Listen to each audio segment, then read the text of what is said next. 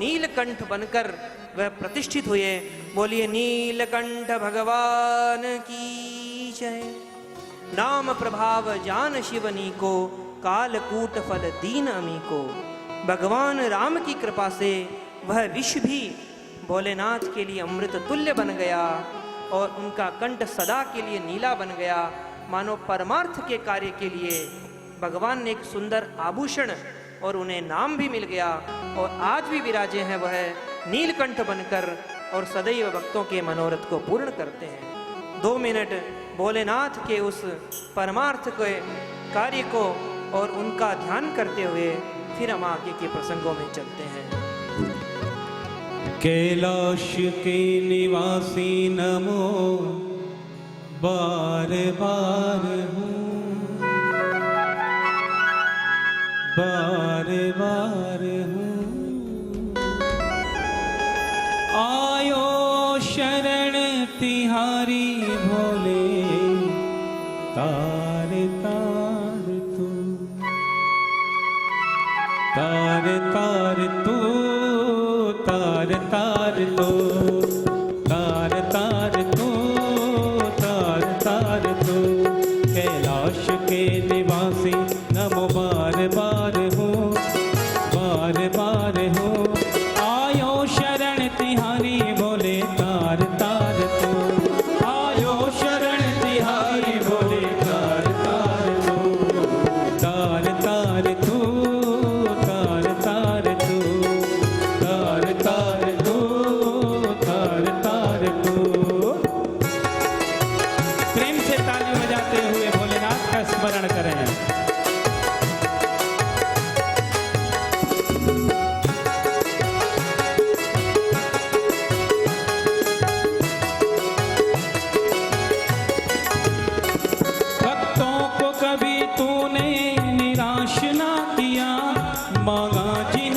चाहा वरदान दे दिया, भक्तों को कभी तूने निराश ना किया।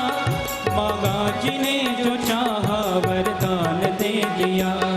बड़ा है तेरा दायरा, बड़ा दातार तू, दातार तू। आयो शरण तिहारी भोले, तार तार तू।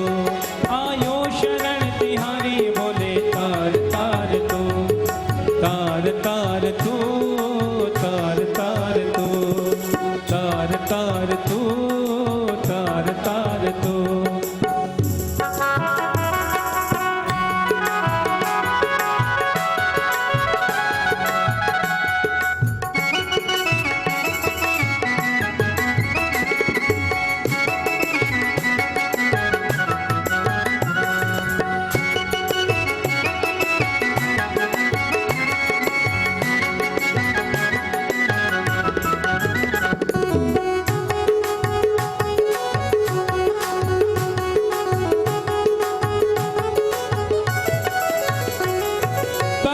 क्या करूं शिव तेरे स्वरूप का, लपटी बबूत में है खजाना कुबेर का। बखान क्या करूं शिव तेरे स्वरूप का, लपटी बबूत में है खजाना कुबेर का। वही गंग द्वार मुक्ति द्वार ओंकार तू, वही गंग धार मुक्ति द्वार ओंकार तू। आयो शरण तिहारी भोले, तार तार तू। आयो शरण तिहारी भोले, तार तार तू, तार तार तू, तार तार तू, तार तार तू, तार तार तू। कैलाश के निवासी नमो बार बार हो, बार बार हो। आयो शरण तिहारी भोले, तार तार तू। आयो शरण तिहारी भोले, तार तार तू।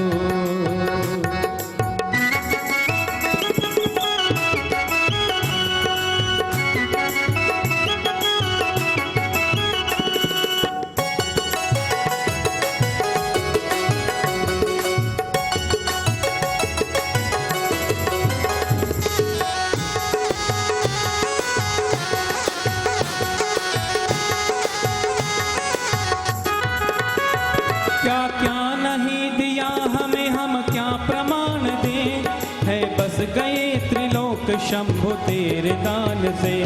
क्या क्या नहीं दिया हमें, हम क्या प्रमाण दें, है बस गए त्रिलोक शंभु तेरे दान से।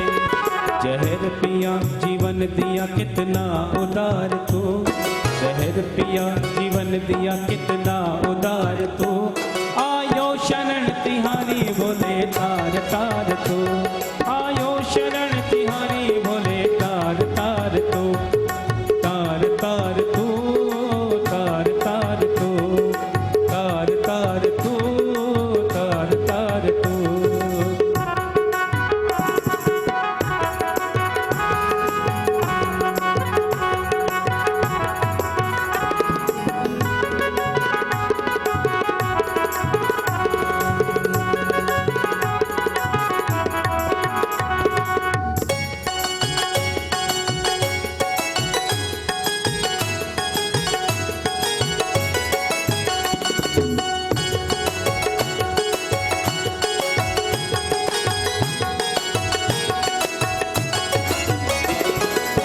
कृपा बिना न हिले एक भी अणु, लेते हैं सांस तेरी दया से तणो तणो। तेरी कृपा बिना न हिले एक भी अणु, लेते हैं सांस तेरी दया से तणो तणो। कहे भक्त एक बार मुझको निहार तू, कहे भक्त एक बार मुझको निहार तू। आयो शरण तिहारी बोले तार तार तू, आयो शरण तिहारी बोले तार तार तू। तार तार तू, तार तार तू, तार तार तू, तार तार तू। कैलाश के निवासी नमो बार बार हो, बार बार हो। आयो शरण तिहारी बोले तार तार तू, आयो शरण तिहारी बोले तार तार तू। आयो शरण तिहारी बोले तार तार तू, आयो शरण तिहारी बोले तार तार तू। आयो शरण तिहारी बोले तार तार तू, आयो शरण तिहारी बोले तार तार तू। आयो शरण तिहारी बोले तार तार तू, आयो शरण तिहारी बोले तार तार। बोले श्री नीलकंठ भगवान की जय। दिव्य आभूषण भोलेनाथ को प्राप्त हो गया और पुनः मंथन प्रारंभ हुआ। कामधेनु घाय प्रकट हुई जिसे ऋषियों को दे दिया गया। उच्चश्रवा नाम का घोड़ा निकला जो असुरों के राजा बलि को दे दिया गया। ऐरावत हाथी निकला जो देवताओं को प्राप्त हुआ। कौस्तुभ मणि प्रकट हुई जो भगवान के श्रीमन नारायण के पास में चली गई। कल्प वृक्ष प्रकट हुआ, स्वर्ग में चला गया। चंद्रमा प्रकट हुआ समुद्र मंथन से, वह आकाश में चला गया। वारुणी मदिरा निकली, उसे राक्षसों ने ग्रहण करी। और फिर भगवती लक्ष्मी का भी प्रादुर्भाव हुआ और लक्ष्मी को वर्ण करने के लिए देवता और दैत्य सब लड़ने झगड़ने लगे। भगवान ने कहा लक्ष्मी जी वरमाला लेकर प्रकट हुई है, जिसे चाहेगी उसको पसंद करेगी। तो सारे के सारे ऋषि मुनि देवता और दैत्य पंक्ति लगाकर बैठ गए। लक्ष्मी जी पहले ऋषियों की पंक्ति में प्रवेश करती है। दुर्वासा जी आगे बैठे हैं। लक्ष्मी जी सोचती है तो परम तपस्वी तेजस्वी, पर क्रोध इनकी नाक पर भरा हुआ है। आगे बढ़ती है, दैत्यों की ओर देखती है, सोचती है इनका स्वभाव सही नहीं। भोलेनाथ की तरफ भी दृष्टिपात किया, सोचने लगे तपस्वी भी हैं, तेजस्वी भी हैं, पर वेश बड़ा अमंगल है। लक्ष्मी जी आगे बढ़ती है। आगे लक्ष्मी नारायण भगवान भी विराजे थे, लेकिन वह लक्ष्मी जी की तरफ देख भी नहीं रहे थे। लक्ष्मी जी ने सोचा इनमें सारे गुण हैं, पर देखो ये एक बार भी मेरी तरफ देख ही नहीं रहे हैं। पर वस्तुतः यह दूषण नहीं, यह भी भूषण है। और लक्ष्मी जी ने भगवान के गले में ही वरमाला डाल दी। बोलो लक्ष्मी नारायण भगवान की जय। मानो लक्ष्मी यह कहना चाहती है कि जो मेरे पीछे भागता है उसे मैं और भी ज़्यादा भगाती हूँ, और जो मेरी उपेक्षा करता है, उपेक्षा कर बैठता है, मैं फिर उसके इशारों पे नाचती हूँ। आगे मंथन प्रारंभ हुआ और इस बार धन्वंतरी जी ही अमृत का कलश लेकर प्रकट हो गए। बोलिए धन्वंतरी भगवान की जय। जब दैत्यों ने अमृत का कलश देखा तो धन्वंतरी जी के हाथ से छुड़ाकर ही वहां से बग छूटे और बेचारे देवता देखते ही रह गए, रोने लगे। भगवान ने कहा देवताओं चिंता मत करो, जो सदा सर्वदा मेरे आश्रित रहते हैं उनके गए हुए पदार्थ भी उन्हें वापस मिल जाते हैं, और जो मेरी कृपा का अनुभव नहीं करते, मेरे आश्रित नहीं रहते, उनके तो आए हुए पदार्थ भी उनसे चिटक कर दूर चले जाते हैं। और दैत्यों में अब इधर लड़ाई होने लगी कि अमृत तो मिल गया पर पहले कौन पिए, मैं बड़ा मैं पहले पीऊंगा, एक कहता है मैं ज़्यादा शक्तिशाली मैं पहले पीऊंगा। और इधर भगवान सुंदर मोहिनी का स्वरूप धारण करते हुए कमल पुष्प हाथ में लिए ठुमका लगाते हुए दैत्यों के सामने पहुंच गए। बोलिए मोहिनी स्वरूप भगवान की। जब सारे के सारे दैत्यों ने भगवान के स्वरूप का दर्शन किया तो सारे के सारे दैत्य मोहित हो गए और पूछने लगे देवी तुम कौन हो, इस जंगल में कैसे आई हो, अकेले कैसे घूम रही हो, शादी आदि हुई कि नहीं हुई। भगवान ने कहा मैं जो भी हूं पर मेरी जन्मपत्री लेने वाले तुम कौन हो। दैत्यों ने कहा हम भी ऐसे वैसे नहीं हैं, कश्यप ऋषि की संतान है, समुद्र मंथन करके हमने अमृत का कलश प्राप्त किया है, हमें यह लड़ाई झगड़ा मच रहा है कि कौन पहले पिए, और हम तो यह चाहते हैं देवी कि तुम हमारा निपटारा करो कि कौन पहले पिए और कैसे पिए। भगवान ने कहा भाई तुम तो कहते हो कश्यप ऋषि के हम पुत्र हैं, पर तुम तो बड़े ही मूर्ख लगते हो। दैत्यों ने कहा भाई हमें मूर्ख कैसे कहा।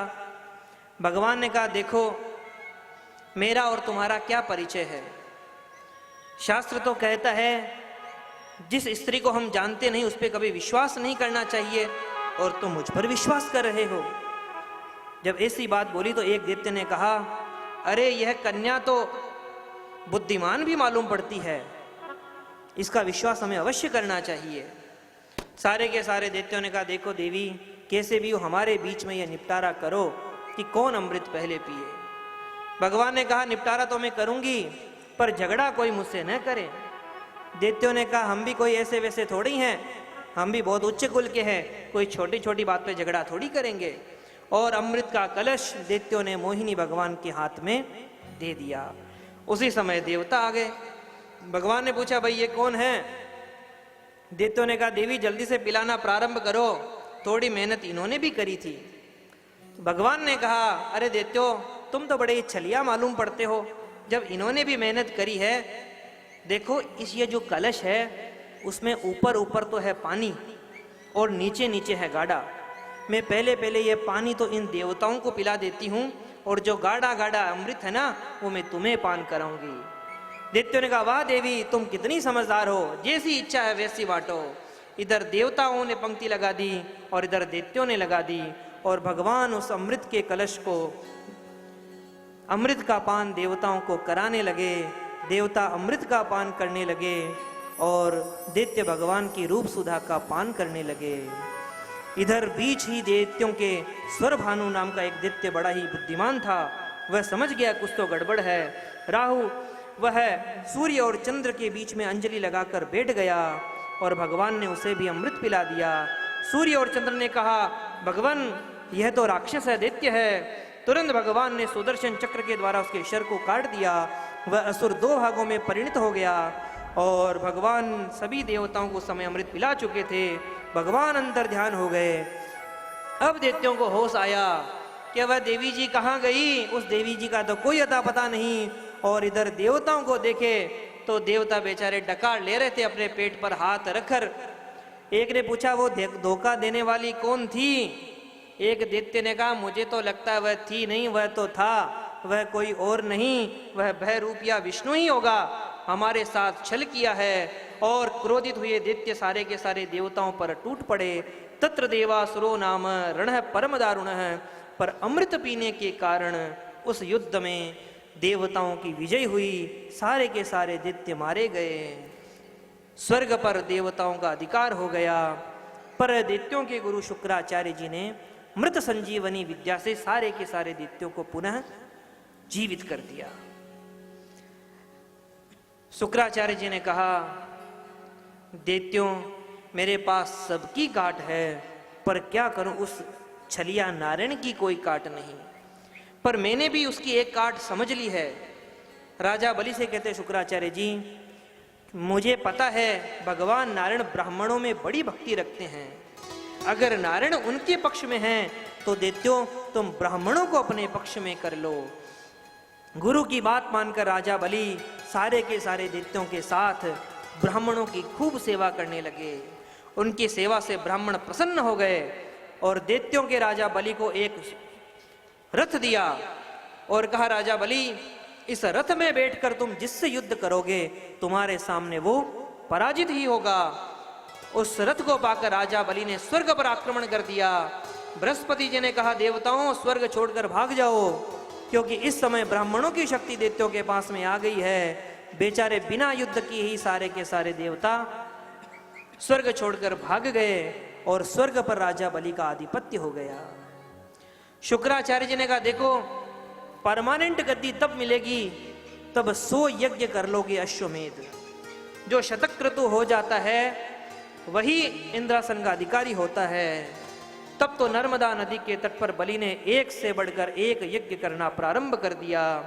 और उधर एक बार माँ अदिति कश्यप मुनि के पास जाकर प्रार्थना करती है और कहती, देखो, मेरे बच्चे दर दर भटक रहे हैं, उनकी यह दशा मुझसे देखी नहीं जाती, कृपा करो।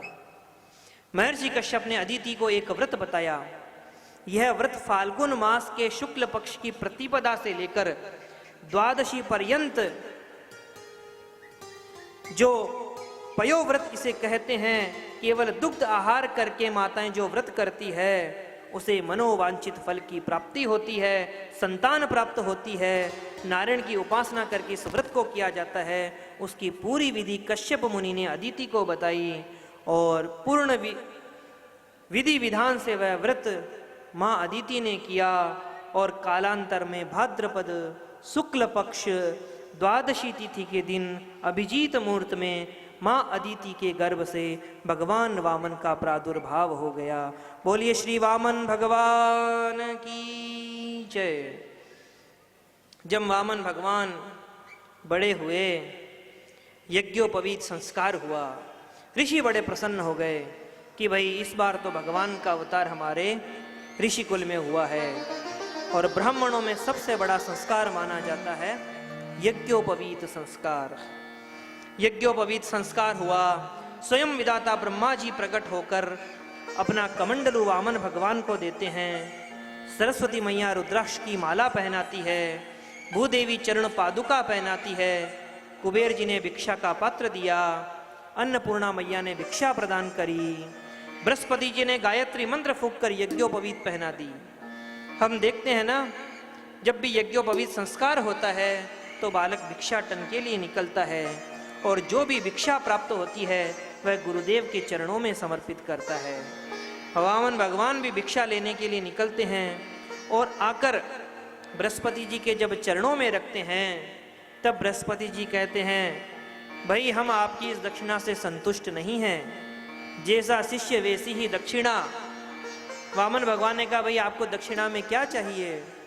बृहस्पति जी कहते हैं, मुझे दक्षिणा में तीनों लोकों का राज्य चाहिए। वामन भगवान ने कहा, मुझे तीनों लोकों का राज्य कौन देगा? बृहस्पति जी ने कहा, जाओ नर्मदा नदी के तट पर, इस समय राजा बलि यज्ञ कर रहे हैं, उनसे ही जाकर तीनों लोकों की दक्षिणा दान में मांग कर लेकर आओ। और गुरु जी की आज्ञा पाकर 52 अंगुल के वामन भगवान बलि के यहाँ भिक्षा मांगने के लिए प्रस्थान करते हैं। तेरे द्वार खड़ा भगवान, भगत भर दे रे जोर